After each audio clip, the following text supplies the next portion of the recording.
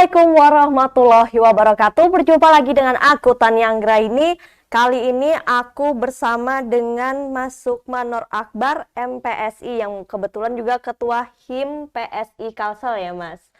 Oke, kita sekarang dalam program Mom and Kids Ibu Cerdas Anak Sehat Banjarmasin Pos. Jadi hari ini nih Sabtu 9 April 2022 seperti biasa program Mom and Kids hadir untuk mom and dad di luar sana. Oke, hari ini kita punya tema trik ajari anak puasa yang bakal yang harus kalian catat nih buat sobat Bipos di rumah yang punya anak. Oke, sebelum kita bertanya-tanya nih terkait bagaimana cara mengajari anak puasa, kita bisa kenalan dulu nggak sih Mas? Soalnya Masnya juga sering kan ke program kita kayak gitu. Terus mungkin sobat-sobat Bipos di rumah mau tahu nih apa aja sih kegiatan Mas Sukma kayak gitu-gitu, bisa dijelasin. Ya, baik. Assalamualaikum warahmatullahi wabarakatuh. Selamat sore, sobat Mom and Kids ya, Bipos. Mungkin saya ingin memperkenalkan diri, saya Sukman Nur Akbar, MPSI psikolog ya. Jadi saya mempunyai dua jabatan sebenarnya sebagai koordinator program studi psikologi di Fakultas Kedokteran Universitas Lambung Mangkurat, jadi sebagai dosen juga di sana, dan juga sebagai Ketua Himpunan Psikologi Indonesia Wilayah Kalimantan Selatan. Jadi psikolog dan sarjana psikologi biasanya kita berkumpul gitu dalam satu himpunan. Nah, himpunan itu adalah HIMSI ya, namanya HIMSI Wilayah Kalimantan Selatan. Yes. Selain itu juga jadi dosen juga. Kalau ada praktek gitu juga lah Mas.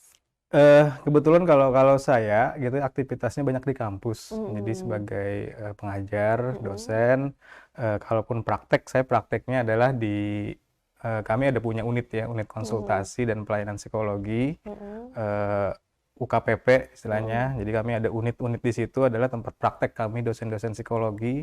Jadi di sana juga memberikan banyak layanan ya. Ada layanan konseling, ada layanan tes psikologi gitu ya, ada layanan pelatihan psikologi, kemudian ada outbound gitu ya, assessment center gitu ya, untuk kami mengukur kadang-kadang pejabat-pejabat yang eselon 2, eselon 3. Nah, itu biasanya saya ada praktek di sana gitu ya bersama teman-teman di kampus. Oh, berarti jam terbang masuk banyak lumayan ya. Tinggi ya, Bun. Oke, kita lanjut nih langsung ke tema kita saat ini. Ngomong-ngomong soal puasa nih, sebenarnya kenapa sih anak harus diajarin berpuasa sedari dini gitu, Mas? Ya, sebenarnya pastinya gitu ya, kita ketika ingin mengajarkan kepada anak terkait dengan apapun gitu ya, mungkin tema kita adalah terkait dengan puasa. Kebetulan ini adalah bulan Ramadan gitu ya, artinya ini orang tua juga perlu menyiapkan gitu ya. Kita juga harus tahu gitu ya tentang tumbuh kembang anak. Jadi perkembangan anak, soalnya untuk kita membuat anak puasa itu kan perlu tahap-tahap tertentu sebenarnya, tidak langsung misalnya anak usia 5 tahun disuruh puasa full gitu kan. 30 hari lagi. 30 hari gitu kan, itu pastinya akan membebankan anak. Salah-salah misalnya orang tua kalau memang di sini untuk memaksakan ya, memaksakan anak untuk puasa, malah anak jadi trauma. Nah, itu kan yang sebenarnya tidak kita hendaki. Padahal usia anak itu adalah usia untuk bermain. Nah, tentunya kita ada tahapan disesuaikan dengan perkembangan gitu ya, agar nanti si anak pun gitu ya harus ketika orang tua menyampaikan juga ada bahasa-bahasa tertentu gitu ya.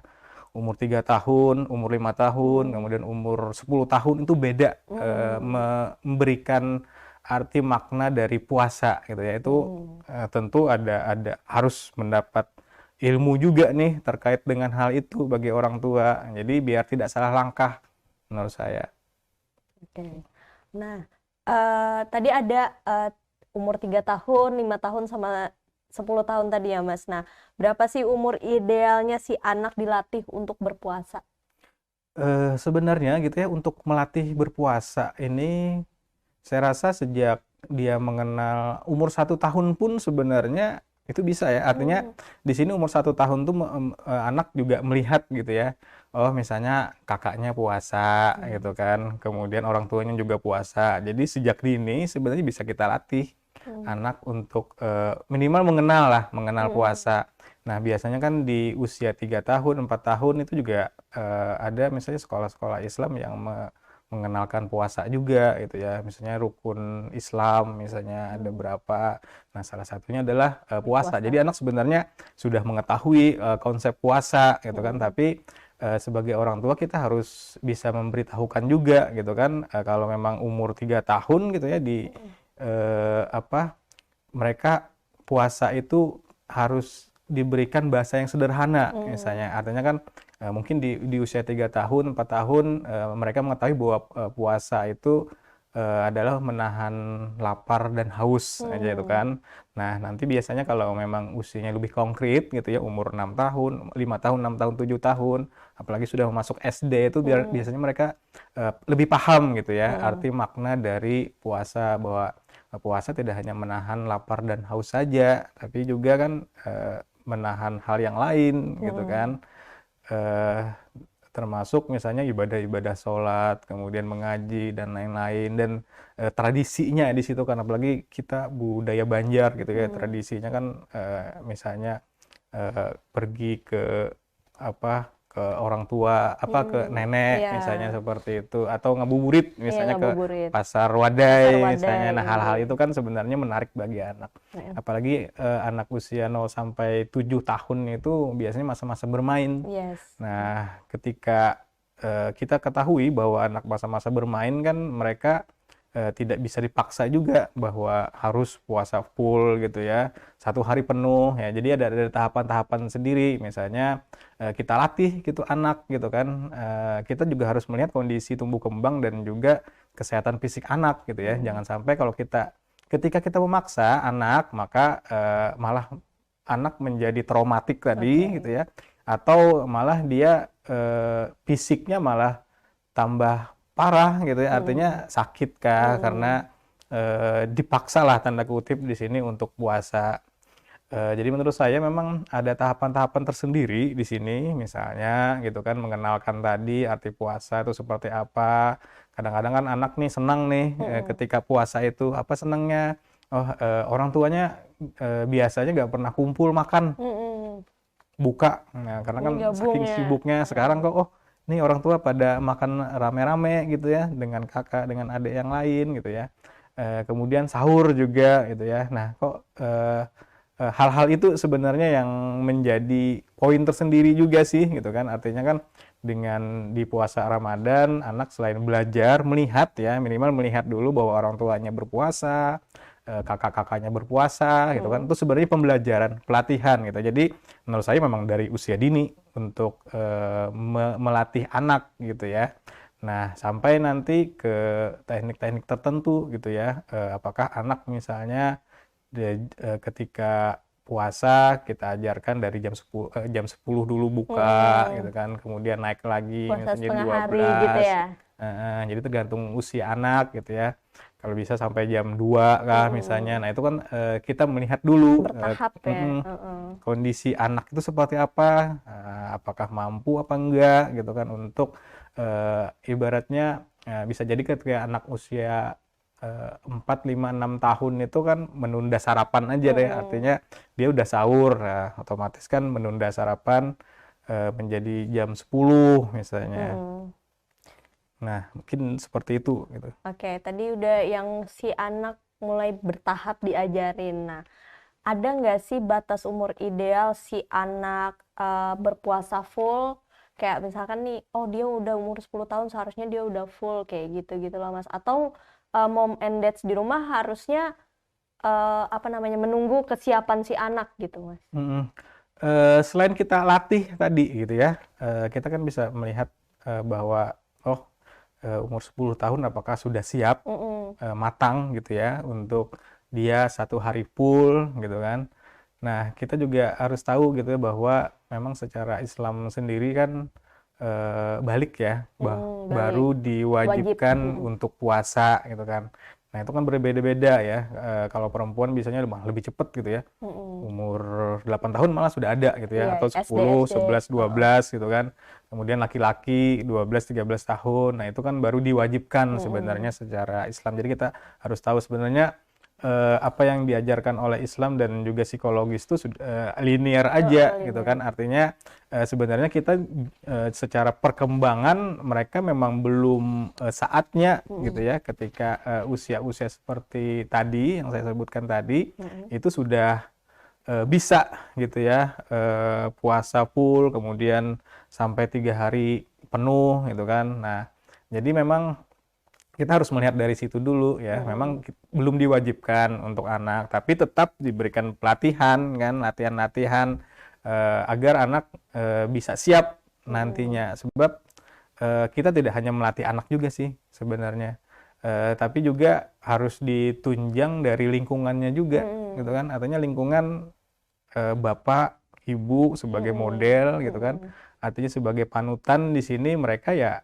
harusnya ketika mau mendidik anak puasa, mereka juga harus berpuasa gitu kan. Mm-mm. Ketika mendidik anak untuk sholat, mereka juga harus sholat atau Mm-mm. taraweh gitu ya dan lain-lain lah. Di Artinya role model gitu ya. role Mm-mm. modelnya sebagai panutan itu akan memperkuat sebenarnya ketika kita pengen mengubah perilaku anak. Ini kan Mm-mm. perubahan perilaku yang sebelumnya mungkin di hari-hari biasa tidak ada gitu ya, Mm-mm. menahan lapar, menahan minum gitu ya. Kalau mau makan ya makan gitu ya. Ini kenapa kok diatur-atur misalnya seperti itu kan Mm-mm. konsep dari anak. Nah, dari situ kita bisa memberikan juga pelajaran kepada anak sih, pengetahuan tentang agama. Tapi tetap di rumah itu tetap harus diutamakan juga bahwa ketika kita pengen mengubah anak gitu ya, mengubah Mm-mm. perilaku anak, tentunya orang tua dan lain-lain yang ada di rumah juga bersikap demikian Mm-mm. gitu ya, agar memudahkanlah perubahan perilaku. Dan hal-hal yang lain yang saya rasa perlu juga ditanamkan kan, selain menahan lapar dan haus, juga puasa tuh banyak juga efek pengubahan perilaku Mm-mm. untuk nantinya Oke. berguna gitu ya untuk Mm-mm. anak misalnya gitu ya. Empati ya, mengasah Mm-mm. empati kepada orang lain, artinya kan kontrol diri juga di Mm-mm. sini kan. Artinya di sini kontrol diri itu mengendalikan diri ya. Mm-mm. Anak berlatih itu yang memang agak sulit kan, apalagi Mm-mm. anak itu sifatnya adalah egosentris di sini. Yes, Artinya ya egosentris. sekehendaknya seorang gitu kan. Mm-mm. Masih belum bisa Masih memilah belum nih yang bisa. mana yang bener, yang mana yang enggak ya. Dan karena ada pelatihan-latihan tentang regulasi diri Mm-mm. gitu ya, bagaimana mengatur diri, self control dari dalam diri. Nah, itulah sebenarnya yang memang perlu dilatih. Kemudian ada juga rasa tanggung jawab gitu Mm-mm. kan. Artinya ini juga dilatih juga kepada anak gitu ya. Artinya tanggung jawab di sini adalah disiplin juga ya, di waktunya buka, waktunya sahur gitu kan. Nah, Mm-mm. jadi hal-hal banyak sih sebenarnya yang anak bisa peroleh gitu ya Mm-mm. ketika bulan puasa ini. Pembelajarannya udah luar biasa banyak gitu, Mbak. Oke. Oke, tadi udah nyerempet-nyerempet nih soal peran orang tua nih. Nah, bisa dijelasin secara spesifik nggak sih peran orang tua untuk membantu melatih anak berpuasa gitu, Mas? Ya, jadi karena anaknya masih belum mandiri gitu ya, Mm-mm. tentunya masih banyak butuh dukungan, bantuan dari orang tua gitu ya. Mm-mm. Eh, Sangat berperan sekali gitu ya, selain sebagai model yang sudah saya jelaskan Mm-mm. tadi, orang tua juga mengatur anak gitu ya, agar misalnya eh, untuk anak tahan gitu ya Mm-mm. puasanya, bisa dikelola tidurnya misalnya seperti itu. Jadi yang biasanya tidurnya jam 9, nah jam 8 mungkin bisa lebih awal, atau jam 10 ya, jam 9 mungkin di awal lebih tidurnya gitu ya. Mm-mm. Apalagi itu kan sebenarnya untuk menjaga kondisi anak Iya, juga. Ketika sahur kan bisa lebih fresh gitu ya ketika bangunnya, karena nggak loyo gitu ya, nggak Mas. loyo gitu kan. Habis itu eh, anak-anak kan sekarang udah sekolah juga kan, Mm-mm. jadi setelah subuh itu persiapan untuk sekolah Mm-mm. kadang-kadang. Jadi memang untuk mengatur waktu tidur ini sangat penting gitu ya, Mm-mm. karena berdampak juga dengan sekolahnya. Kalau memang masih ngantuk, Mm-mm. walaupun sekolah paling cuma beberapa jam aja Iya. ya di bulan puasa, tapi kan sudah mulai beradaptasi di situ kita. Eh, akan membuat anak menjadi ya tadi loyo gitu kan, nggak Mm-mm. fokus, nggak konsentrasi terhadap apa yang diajarkan oleh guru. Nah, Mm-mm. takutnya seperti itu. Makanya ini juga perlu bantuan dari orang tua gitu ya. Kemudian memilih makanan-makanan juga yang bergizi. Nah, itu kan Mm-mm. otomatis orang tua juga membantu di situ Oke. agar memang kalau memang kita membentuk perilaku agar anak bisa kuat ya Mm-mm. dalam puasa, hal-hal itu pun harus bisa juga dikelola oleh orang tua Oke. gitu.